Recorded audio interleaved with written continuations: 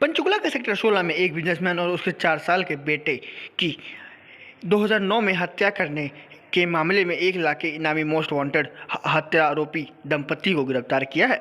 पंचकुला के सेक्टर 14 थाने के अंतर्गत पड़ते सेक्टर 16 में रहने वाले विनोद मित्तल और उनके 4 साल के बेटे को लोन के पैसे वापस मांगने पर दोनों आरोपियों ने बाप और बेटे की हत्या कर दी थी। डबल मर्डर मामले में 13 साल बाद नामी बदलकर रह रहे आरोपी को इंदौर से गिरफ्तार किया गया। हत्या के मामले में मोस्ट वांटेड दंपति को गिरफ्तार कर एसटीएफ को बड़ी कामयाबी मिली है। क्या कुछ कहा डीएसपी एसटीएफ अमन कुमार ने, आइए सुनते हैं। हरियाणा एसटीएफ जो है वहाँ हमारे आईजी साहब श्री बी सतीश बालन जी के निर्देशानुसार व श्री हमारे एसपी साहब श्री सुमित कुमार जी के निर्देशानुसार हमने आज 2009 के पंचकुला के सेक्टर 14 पुलिस स्टेशन के एक बहुत ही सेंसेशनल मर्डर केस के अंदर जो मुख्य आरोपी थे राजू व शिल्पा, जो कि 2009 से फरार चल रहे थे, वह हमारे मोस्ट वांटेड थे।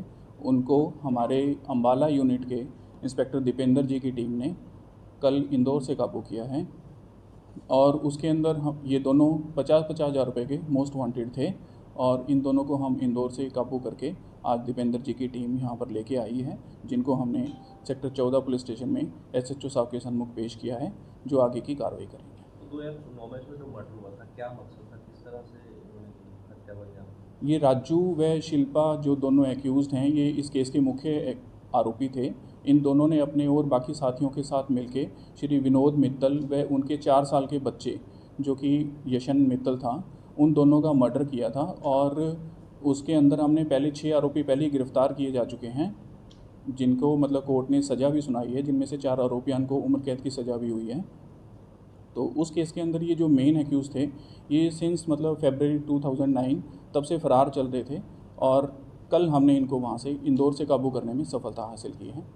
तो मैं इसमें श्री दीपेंद्र प्रताप जी जो हमारे अम्बाला यूनिट के इंचार्ज हैं, उनको बहुत बहुत बधाई देना चाहता हूँ। सर, मर्डर के 14 साल बाद उनको पकड़ पाना कैसे संभव है?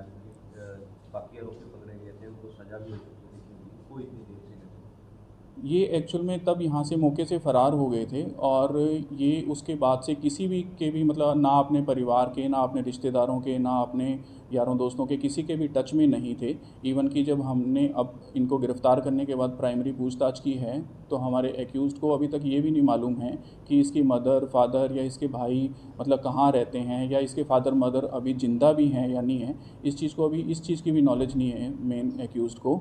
तो ये किसी के भी टच में नहीं थे। हमारे लिए भी बहुत मुश्किल था और ये हमारी हरियाणा की वेबसाइट जब हमारी 2009 के अंदर अपलोड हुई थी, तो जब हमने इनमें मोस्ट वांटेड की जो लिस्ट अपलोड की थी उसके अंदर हमारे सीरियल नंबर 1 और 2 पे ये सबसे ऊपर आते थे, क्योंकि उस टाइम के समय के हिसाब से ये 50,000 रुपये के मतलब बहुत ज़्यादा इनाम था। तो उसके हिसाब से हमारे लिए एक चैलेंज बना हुआ था। तब से ये हमारी लिस्ट के अंदर हरियाणा पुलिस की वेबसाइट के ऊपर सबसे ऊपर थे, लेकिन काबू करना बहुत मुश्किल था। ये किसी के भी टच में नहीं थे, इस कारण इनको पकड़ना बहुत ज़्यादा मुश्किल हो रखा था, लेकिन अभी हमने इनको गिरफ़्तार करने में सफलता हासिल की है। तो सर, कहाँ रह रहे थे, क्या नाम बदल के रह रहे थे, किस तरह से ये मतलब कहाँ रह रहे थे, कौन सी जगह? ये इस दौरान अलग अलग शहरों में रहे हैं, कभी शिरडी, कभी हैदराबाद, कभी इंदौर, और इन्होंने हर जगह अपना नाम बदला है। अभी भी ये अपनी एक डिफरेंट आईडी के साथ और डिफरेंट नेम के साथ छुपे हुए थे और अपना बिजनेस कर रहे थे, दोनों काम कर रहे थे। सर, राजू और शिल्पा के अलावा भी और कोई शामिल हो सकता है सर?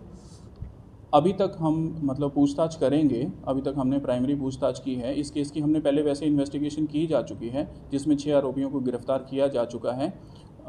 मेन ये था कि इन्होंने मर्डर करने के बाद हमारा जो श्री विनोद मित्तल जी हैं, उनकी हत्या करने के बाद उनकी बॉडी को डिस्पोज ऑफ करने के लिए एक नहर के अंदर फेंका, और जब बच्चा उनके साथ था जो उनके घर पे मतलब कि इनके साथ उन विनोद मित्तल जी के साथ था, तो इन्होंने कि बच्चा घर पे जाकर बतला ना दे, इसलिए उसको बेचारे को जिंदा ही इन्होंने 4 साल के बच्चे को नहर के अंदर फेंक दिया था, जो हमारी पहले के एक्यूज़ड की स्टोरी के अकॉर्डिंग आया है और जिसके आधार पर उनको उम्र कैद की सज़ा हुई है।